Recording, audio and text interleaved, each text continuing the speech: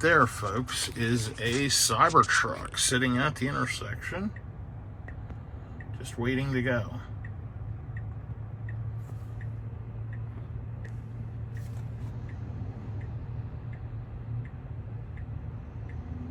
So,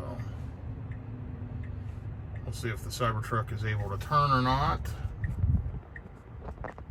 Nope, but it is right here off to my right. We'll see if we catch a glimpse of it. Pretty cool looking vehicle. I think that's the third one I've seen driving. I saw a few on a car carrier the other day. I think 4 of them, but yeah, just an impressive looking vehicle.